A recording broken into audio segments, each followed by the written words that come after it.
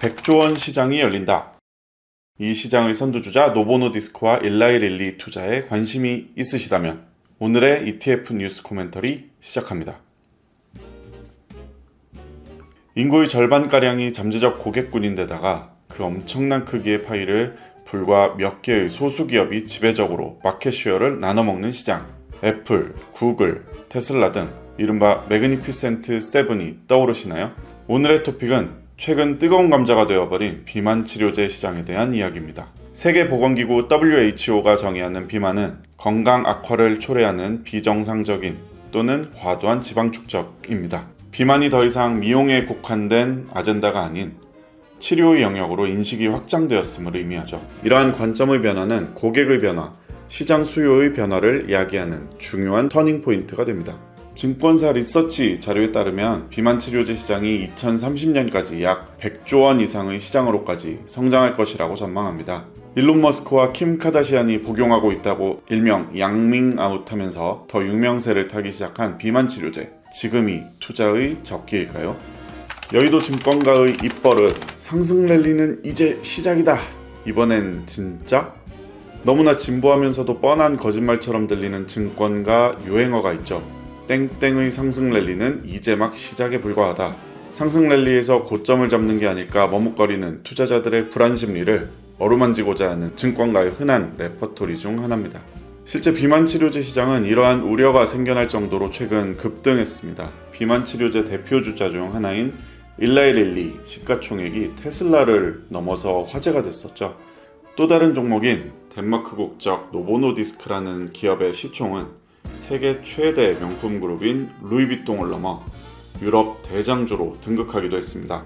2030년까지 약 800억 달러, 우리 돈으로 100조 원 이상의 시장으로, 물론 이건 비만 치료제 타겟 연령이나 침투율 이런 적용 기준에 따라 일부 상이합니다. 100조 원 이상의 시장으로 아무튼 성장할 것이라는 전망엔 여러 가지 근거들이 뒤따릅니다. 첫 번째는 비만 인구의 급속한 증가인데요. 전 세계 비만 환자 수는 지난 50년간 3배 이상 증가를 해서 현재 약 10억 명에 이르는 것으로 추정을 합니다. 지금과 같은 증가 추세라면 35년엔 전체 인구 절반 이상이 비만 인구가 될 수 있다는 거죠. 두 번째는 게임 체인저의 등장입니다. 과거 비만은 운동치료 위주의 처방이 이루어졌습니다. 최근엔 즉각적인 효과를 위해서 비만 치료제를 병행하는 처방으로 치료 방식이 변화했다고 합니다. 이건 비만 치료제의 획기적인 기능 향상 덕분에 가능했습니다. 좀 이따 곧 말씀드릴 텐데 비만 치료제의 현황과 최근 판도를 흔들고 있는 신약이 그 효용성을 입증하면서 시장은 무섭게 성장하고 있습니다.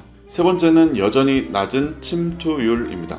여기서 침투율이라고 하면 비만 환자가 의사로부터 비만 진단을 받아서 약물 치료로 의약품을 처방받는 비율, 이 비율을 침투율이라고 정의하고자 합니다. 현재 이러한 비만 치료제 시장 침투율은 겨우 1% 수준입니다. 연평균 30%대의 시장 성장을 이뤄서 2030년까지 약 100조 원을 넘어서는 규모로 성장할 걸로 많은 전문가들은 내다보고 있는 거죠. 게다가 비만을 질병의 개념으로 접근하게 되면 가까운 미래에는 보험 사업의 적용 범위에 포함될 가능성이 높아짐을 의미하는 거겠죠. 지금까지와는 전혀 새로운 시장이 열리는 겁니다. 신비의 묘약 비만 치료제, 체중뿐만 아니라 사망률도 낮춘다. 과거 1세대 비만 치료제는 식욕 억제제와 지방 흡수 억제제로 분류됐습니다. 그러나 중추신경계에 영향을 미친다거나 혹은 위장작용에 부작용을 일으키는 등 크게 활용되지는 못했습니다. 이후에 2세대가 등장합니다. GLP-1 계열 약물인 리라글루타이드, 판매 약품명 기준으로는 싹센다로 더 유명합니다. 그리고 위고비로 유명한 세마글루타이드가 출시되면서 이쪽 업계를 평정하게 됩니다. 우리 몸은 췌장에서 인슐린을 분비해서 위에서 음식물을 천천히 소화시키게 되는데요. 윗속에 음식물이 남아있으면 뇌에서 야, 너 덜 먹어 이런 신호를 보내게 된다는 원리입니다. 이 GLP-1 계열의 약물은 췌장에서 인슐린 분비를 촉진시키고요. 글루카곤이라는 물질의 분비를 막아서 결과적으로 음식을 조금만 섭취해도 뇌에서 포만감을 느끼고 포도당 생성을 최소화해서 체중 감량 효과를 보게 된다는 겁니다. 거기에다가 뒤에 나온 위고비라는 약품이 기존 2세대 비만 치료제의 대표 주자였던 싹센다에 비해 투약의 편의성을 획기적으로 개선했습니다.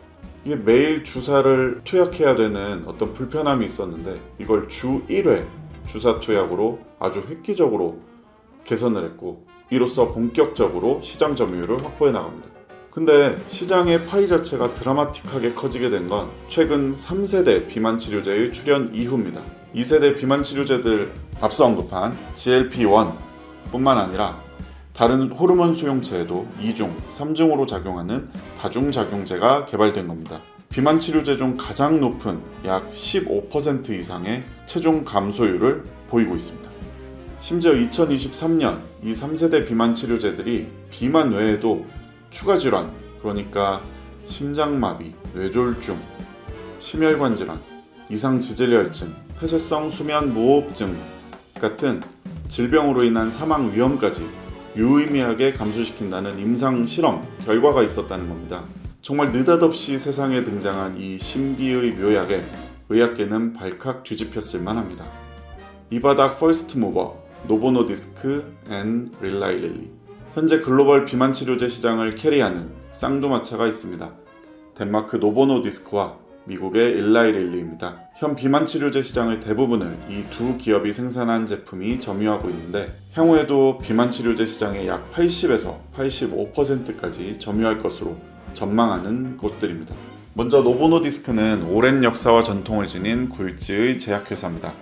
특히 당뇨 치료제에 쓰이는 인슐린 제조사로 유명하죠. 앞서 말씀드린 싹센다와 위고비를 개발했고 23년 한 해에만 오젬픽 120억 달러, 위고비 40억 달러 등 전년 대비 매출액 약 30% 이상 성장이 기대됩니다. 2024년 경구용 약품 출시 예정 등 주요 이벤트들도 줄을 잇고 있습니다. 일라이 릴리 역시 미국의 약학자이자 화학자였던 창업자 일라이 릴리의 이름을 딴 회사입니다. 1876년 설립 이래 1900년대 후반 들어서 합성 인슐린을 최초로 상용화하는 등 인슐린, 항암제, 정신건강약품 등을 주력으로 하는 오랜 빅파마 중 하나죠. 3세대 비만 치료제 중 대표 주자로 각광받고 있는 마운자로, 잽바운드와 같은 이름입니다. 마운자로는 당뇨 치료제, 잽바운드는 비만 치료제로 각각 승인을 다르게 받았기 때문에 이름이 다르죠. 여튼 이 두 제품을 앞세워 연매출이 전년 대비 약 18% 내외가 증가했고 당기순이익은 33% 내지 36%가량 늘어날 것으로 전망하고 있습니다. 어떻게 투자하면 좋을까요? 비만 치료제 시장의 성장 가능성과 노보노디스크, 일라이 릴리의 경쟁력을 높게 평가하신 투자자분들이라면 주목해볼 만한 ETF가 여기 있습니다. KB스타 글로벌 비만 산업 탑2 플러스 ETF. 글로벌 비만 치료 시장의 10개 핵심 플레이어에 투자하는 상품입니다. 바로 이 지수를 기초지수로 하는 ETF로 노보노디스크와 일라이 릴리 등 비만 치료제 탑2 종목을 전체 포트폴리오의 최대 56%까지 담습니다. 그 외에 머크, 아스트라제네카, 에벗 레버레토리 등 GLP-1 유사체, 비만 신약을 개발 중인 글로벌 빅파마 제약 기업들을 5개 담았습니다. 그리고 비만 치료와 병행하는 유관기업 3개 종목으로 추가 구성을 마쳤습니다. 그럼 비만 치료와 병행할 수밖에 없는 관련 기업이라면 어떤 것들이 있을까? 사실 저희가 상품 기획 단계부터 오래도록 마주했던 질문 중 하나였습니다. 물론 편입 종목 모두 현재 주목받고 있는 비만 치료제, 그러니까 제약회사들로만 구성할 수도 있었겠지만 치료제가 비만 산업의 전부는 아닙니다. 마치 전기차 산업의 배터리가 전부가 아닌 것처럼 말이죠. 그래서 KB스타 글로벌 비만 산업 탑2 플러스 ETF는 나머지 3개 종목 약 10% 내외의 비중은 제약회사가 아닌 신체활동 증가를 통한 수혜기업들을 선정해서 투자합니다. 비만 치료를 위해서는 약물 치료뿐 아니라 운동치료, 행동치료 이런 것들이 병행이 되는데요. 스포츠웨어계의 샤넬이라고 불리더라고요. 룰루레몬, 미국 최대 스포츠용품 소매업체 딕스 스포팅 굿즈, 플래닛 피트니스가 그것입니다. 실적이 수반되어 성장하고 있는 이런 기업들은 자칫 비만 치료제 섹터에만 몰릴 수 있는 이런 포트폴리오 리스크를 분산해주기도 합니다. 비만 치료제의 리딩 컴퍼니 탑2에 집중 투자하면서도 나머지 비만 관련 인더스트리 전반에 투자하는 전략을 이번 KB스타 ETF로 구현해 보시는 것은 어떨까요?